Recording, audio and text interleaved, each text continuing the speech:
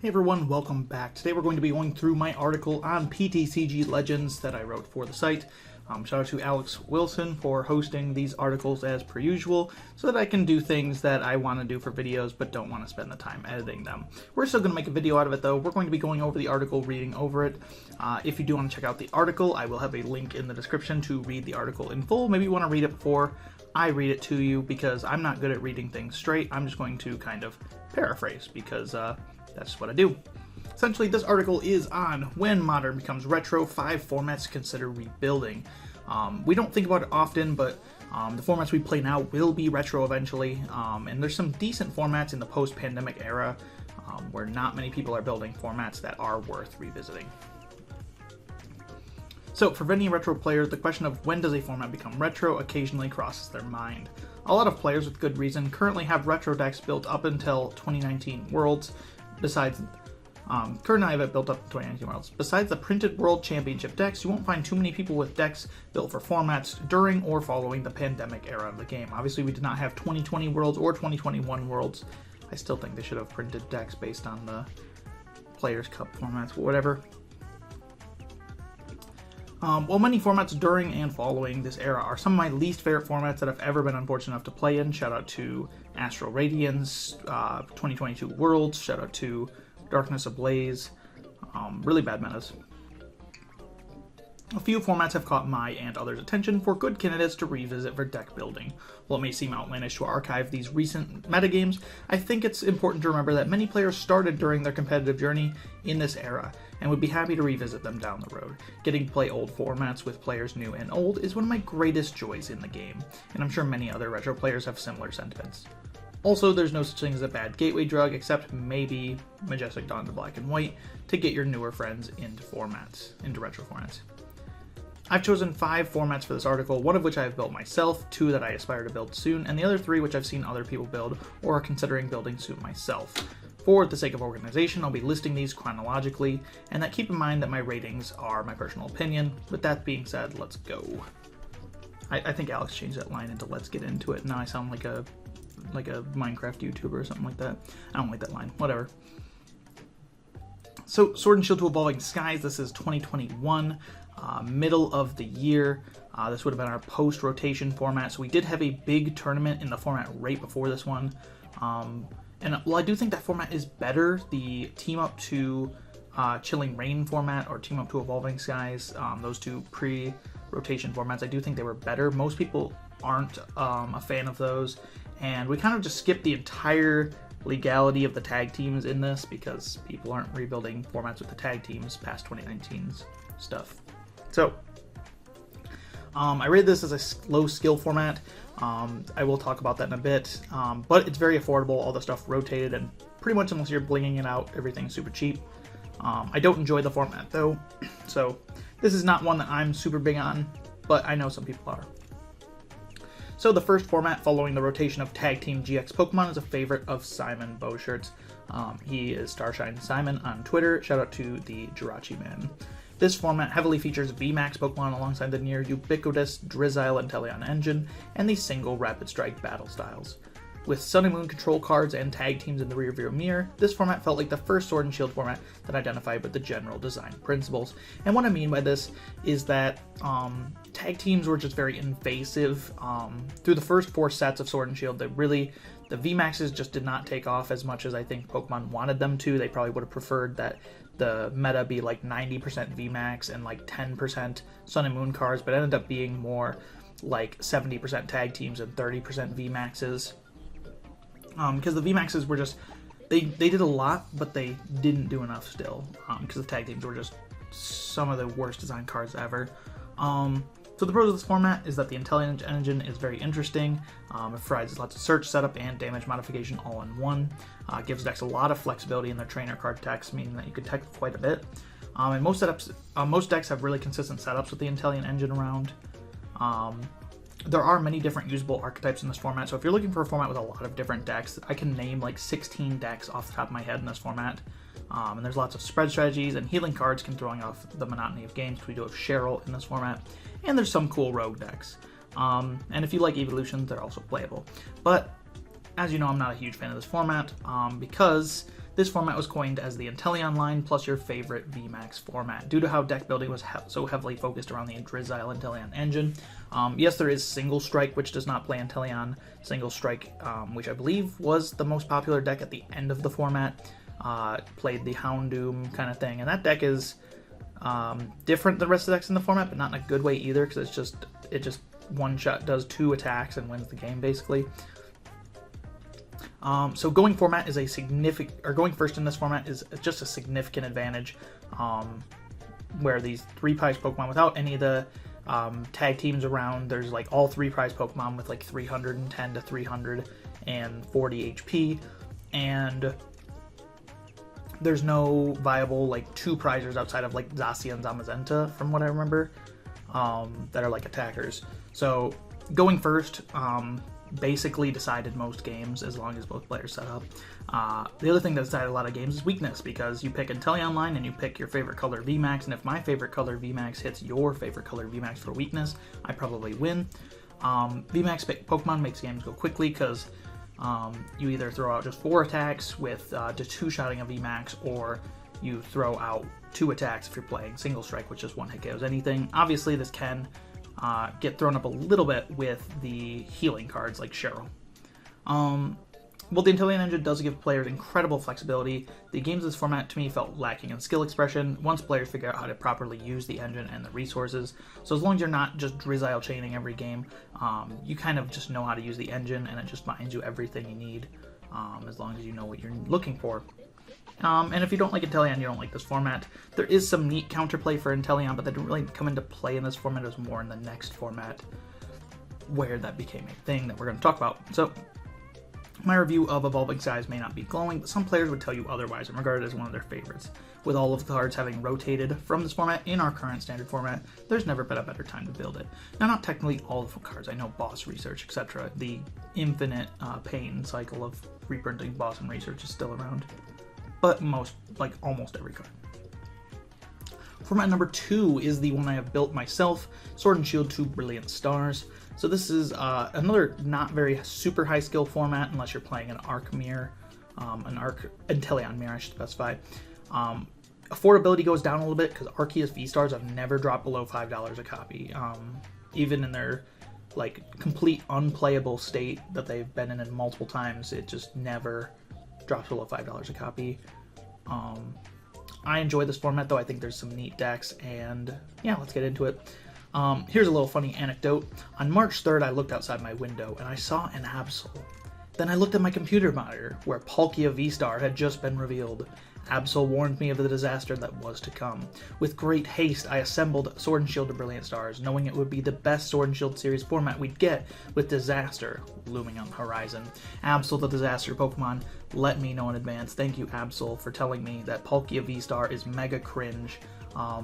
Who the hell at TCPI saw Suicune Ludicolo, which was a viable like tier 1.5, tier 2 deck in Brilliant Stars, and went like, what if Suicune had 50 more HP and did 40 more damage? So like you can just take out the stage 2 thing and just run all Suicune. Yeah, someone decided that was a good idea. I think they need to like be removed from the design team and get some lessons. So as you can see, here is Melbourne Regionals. Obviously, I know some people make fun of the Australian tournaments because they're very small in size, but the event ended up with 8 Inteleons in top 8. I believe 9th place was also an Inteleon deck, but I could be wrong there. Yeah, or not Inteleon, Palkia, yeah. Palkia and Inteleon's right there too. The Brilliant Star format starlights some stellar new Pokemon to add to the previous format, with Arceus V-Star, undoubtedly the biggest card of the set. And there's just so many Arceus V-Star decks. It featured in many of the top decks. There's like 12 different Arceus variants that were played to decent results in this format. While every format since has relegated Arceus to a few variants, there are a dozen Arceus V-Star partners in this format. There's also Mew VMAX, so there's Fusion Strike if you like Mew VMAX. This is a good, like one of the best 3 decks in the format. There's Rapid Strike Urshifu VMAX, so we have Fusion Strike engine, we have the Rapid Strike engine with Rapid Strike Urshifu being a very good deck, and Gengar VMAX was definitely the best single strike partner. And they bring representation for the 3 battle styles in this format. There's also Rep Strike Malamar, Single Strike Hariyama, a few other rogue decks like that.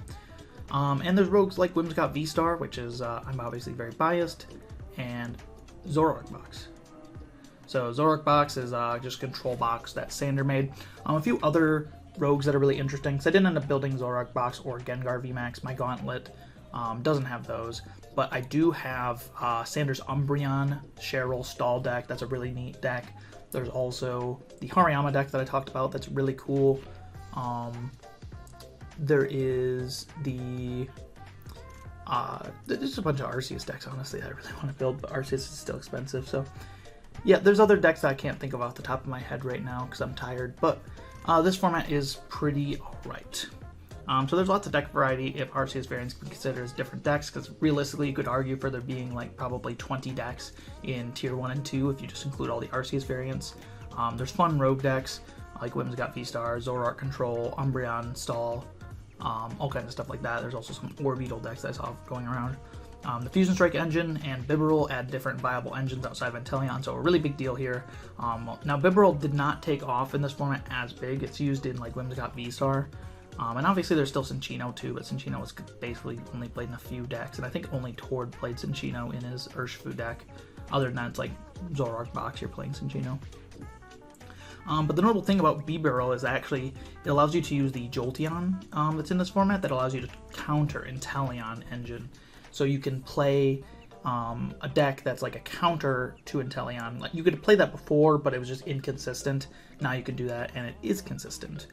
You also get Bench Barrier. I think I forgot to mention that here. Bench Barrier, really big deal for Urshifu's dominance.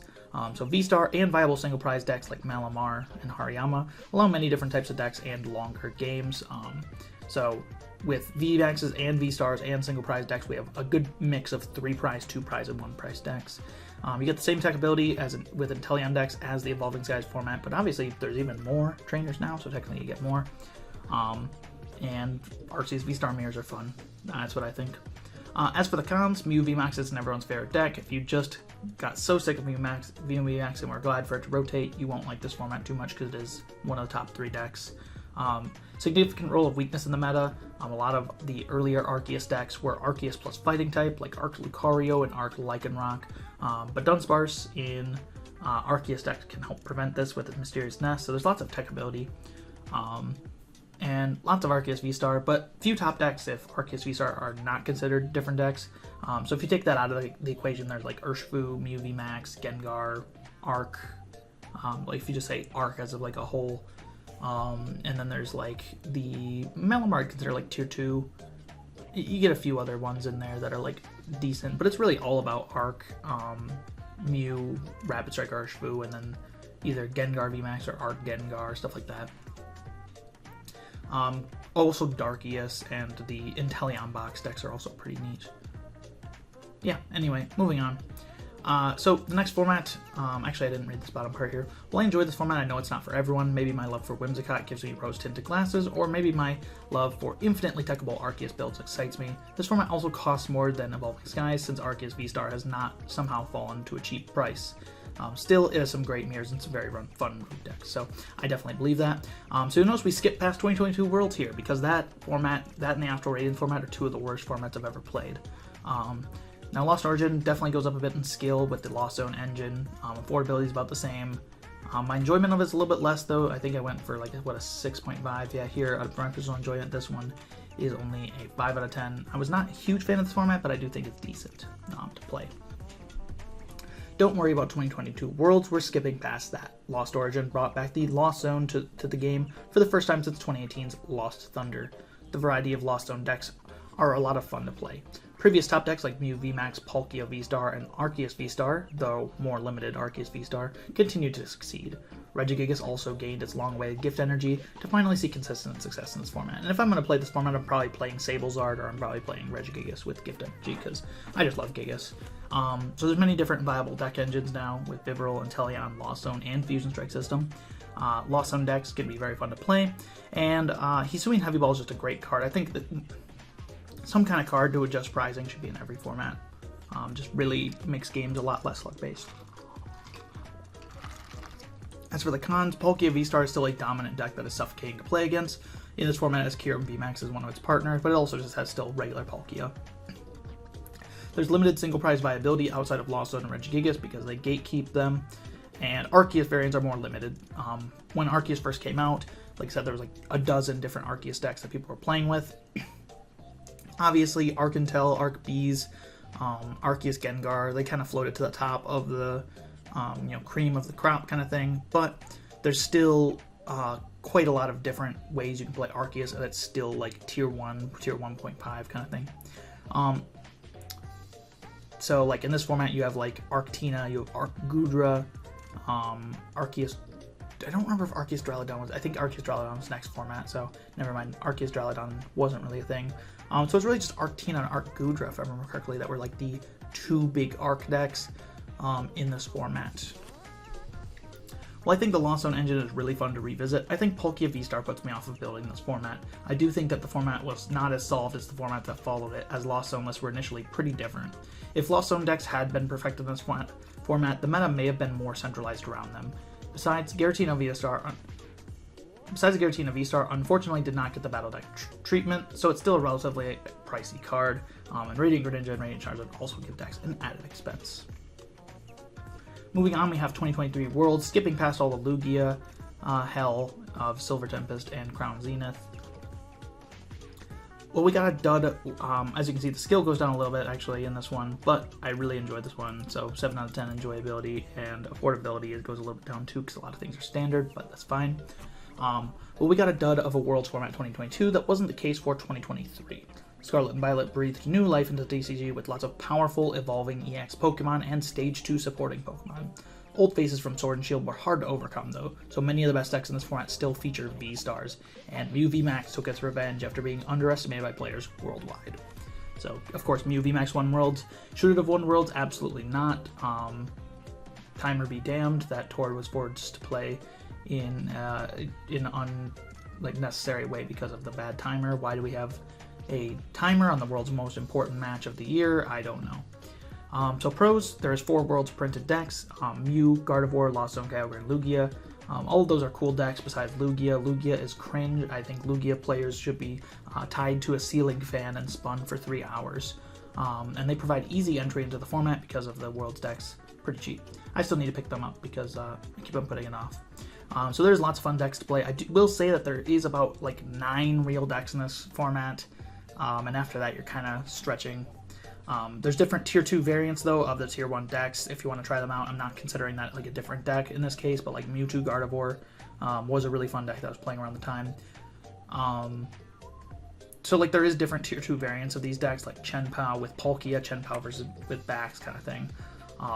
But it definitely does drop off a bit in quality past, like, if you're not putting like one of the big 8 guys in your deck, you're probably not having a real deck.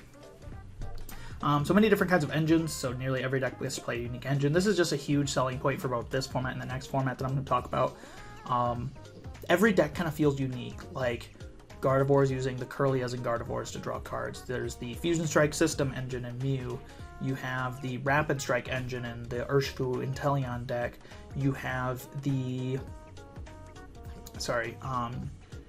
you have like Arceus decks, which just don't play any draw engine or play Bibarel right in their deck, so they have that.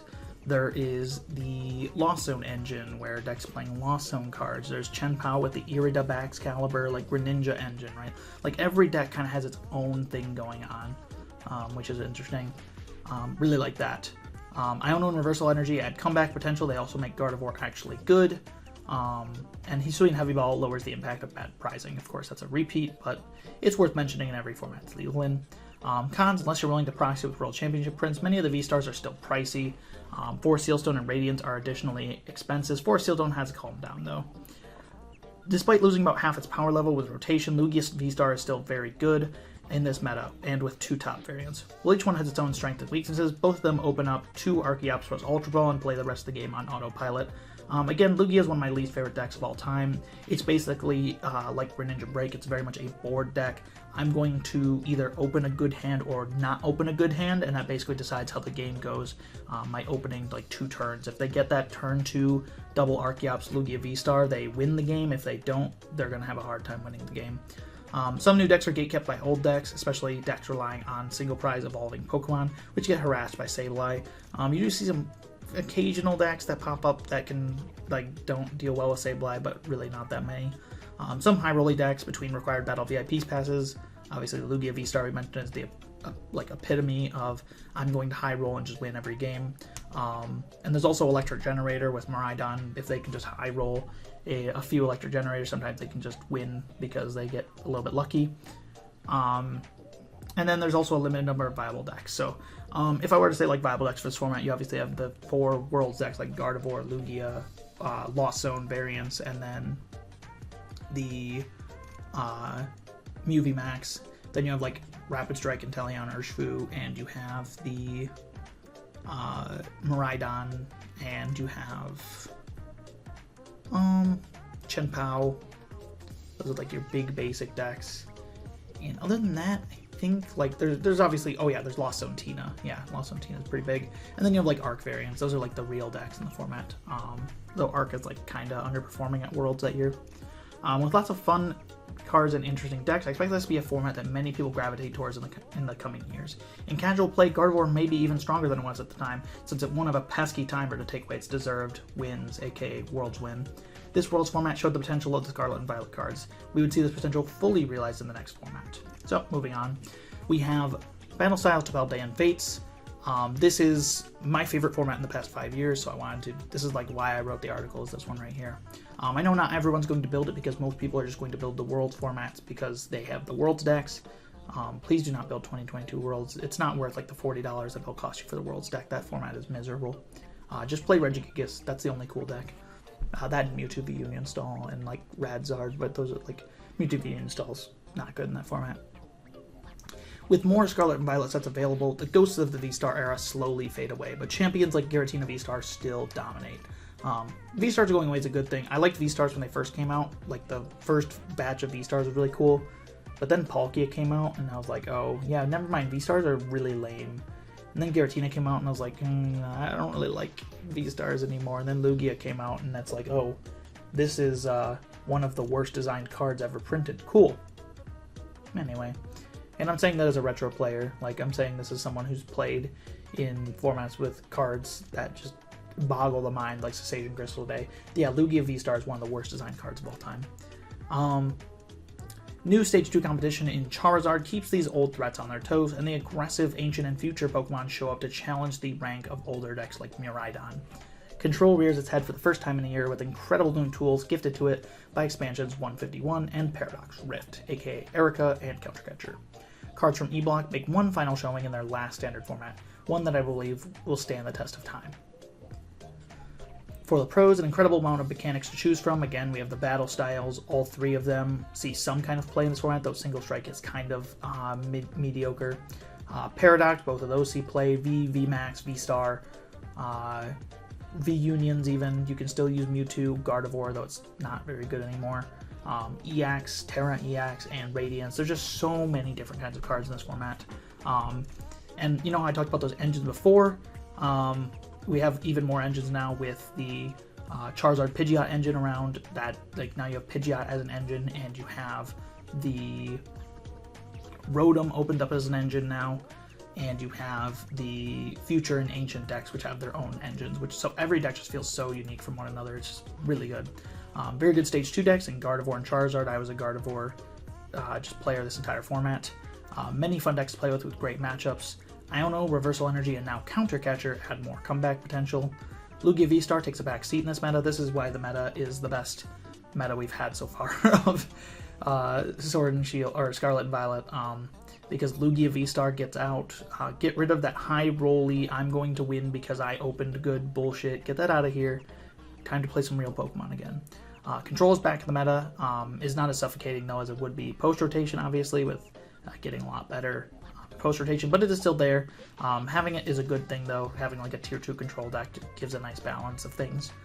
Techno Machines offer lots of deck building creativity with Arven, so Arven's a pretty cool card, and Techno Machines make the format more interesting. We have a large pool of legal cards since it's at the end of rotation, so just the largest, probably the largest card pool in any format that has been played besides like Expanded, because it's just like so many cards because the sets are so big now. Obviously, Sword and Shield sets are filled with a lot of blank cards, but still. Some fun rogues, we get the Tord Rekalev Charizard pile, we get the Cloth Electrode. I'll be building those eventually. Maybe I'll proxy this format, maybe I'll build it on. I haven't really decided yet. I guess it depends on if I can find like things like Charizard EX Pidgeot decks for cheap or stuff like that. And there's many technical basic Pokemon to help out matchups. We have Jirachi, Manaphy, Spirit Tomb. I'm sure there's even more that I'm not thinking of, you know, Drapion or something like that, right? That can help you with your bad matchups. As for the cons, Battle via P-Pass can, like, you know, spell trouble if you just don't open it well. The meta decks have very solved lists with like 6 months for this format. A lot of people solved these decks pretty good. They're pretty figured out, though we still see stuff like Tord Rekalev's Charizard pile just popping up for fun. If you hate most of the cards, or due to most of the cards being standard legal and recently released, it still has a higher price. If you hate Control, you won't love Control. And Iron Hands brings back everyone's favorite game effect of punishing setup decks and single price Pokemon. Shout out to Pokemon for being like, yeah, anyway, I know nobody liked this effect, but let's bring it back. I know there's probably people that like ADP. Actually, I know there's people who like ADP. One of them's in the Discord that I'm in. Some decks feel impossible to beat if they get a perfect setup. This is one thing I noticed with Gardevoir. Gardevoir just set it up perfectly. It's doing really good. You can still beat it with like Lost Zone Tina, but if you're playing like a tier 2 deck and Gardevoir just sets up perfectly, sometimes it can be impossible to deal with it.